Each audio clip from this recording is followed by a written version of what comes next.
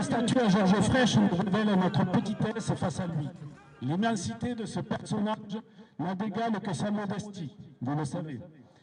Il a longtemps eu les actes de bravoure et d'héroïsme qui ont marqué le XXe siècle. Écoutez plutôt. Déjà à l'âge de 2 ans, il conseillait au général de Gaulle de s'exiler à Londres et lui écrivait le fameux discours de l'appel du 18 juillet. Il a également inspiré Mao pour son petit livre rouge. Il tenait la main du grand timonier. Mais Georges reste discret sur ce sujet, comme il reste discret pour sa relation avec le grand Staline. Nous savons seulement qu'il s'était donné le surnom de Lierre pour lui prouver son attachement, ceux qui ne comprennent pas à fond des recherches. Il cache encore qu'il donnait des cours de stratégie militaire à Churchill à moins de 4 ans. Bref, Jaurès, Lénine, Roosevelt, tous les grands hommes qui l'honorent aujourd'hui, cet après-midi, lui doivent leur célébrité. Mais parlons du Georges que nous connaissons, celui qui est maire de Montpellier depuis toujours, celui qui sait se faire aimer des cons que nous sommes et que vous êtes. Il a construit Montpellier tout seul. Montpellier, avant lui, s'appelait Montpellier. Autant dire qu'il n'y avait rien.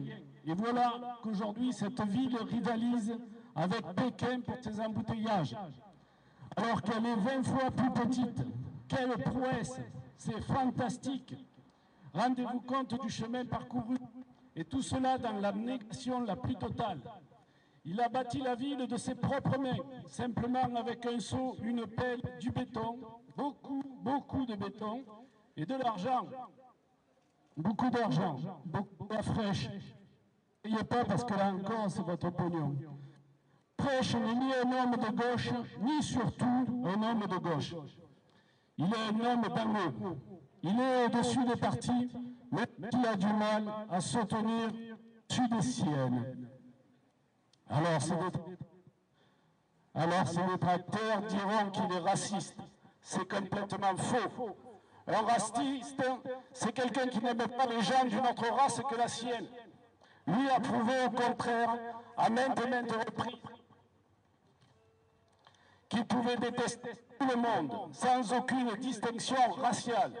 S'il traite les harkis de sous-hommes, les gitans d'esclaves, s'il trouve toujours trop nombreux les blacks en équipe de France, cela compense à peine avec les cons, connasses, trous du cul, pélucres, ânes, rats, couilles mode. J'espère qu'il ne va pas demander les droits d'auteur là-dessus. Donc, ses propres amis politiques. Georges Frêche confie nos génies.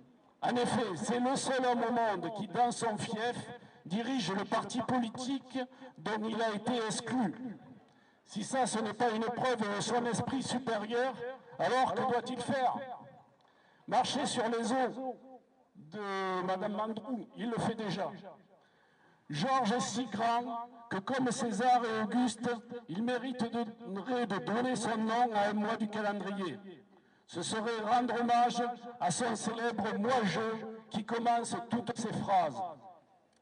Justement, la proposition que nous allons faire est de rebaptiser ce triste mois de septembre en Septimane et de donner à notre guide suprême le titre de Septimane Ier pour l'ensemble de son œuvre monumentale et néanmoins gigantesque. Merci. Cette action aujourd'hui, vous l'avez voulu plutôt humoristique? C'est votre réponse à vous? Écoutez, on l'a voulu ironique, mais à la fois en disant des choses sérieuses. Ironique parce que quand même la mégalomanie de Georges Frêche, ses statues, les grands hommes du siècle, tout le monde connaît ça. On avait déjà eu l'exemple de la Septimanie, donc nous considérions que devant le siège de l'agglomération, lui offrir une statue de Septimane Ier est ce qui correspondait le mieux.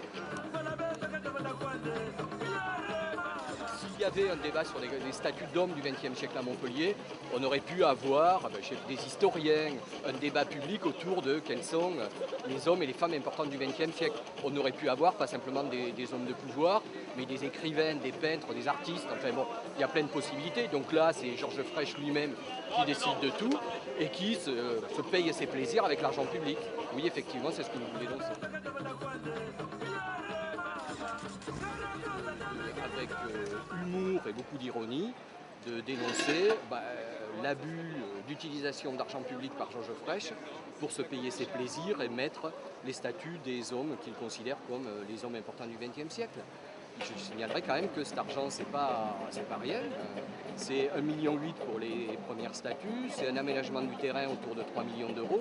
Ce sont quand même des sommes assez considérables, dont nous considérons qu'elles auraient pu être affectées à autre chose. Par exemple, on voit bien que Montpellier a un problème d'embouteillage et de circulation.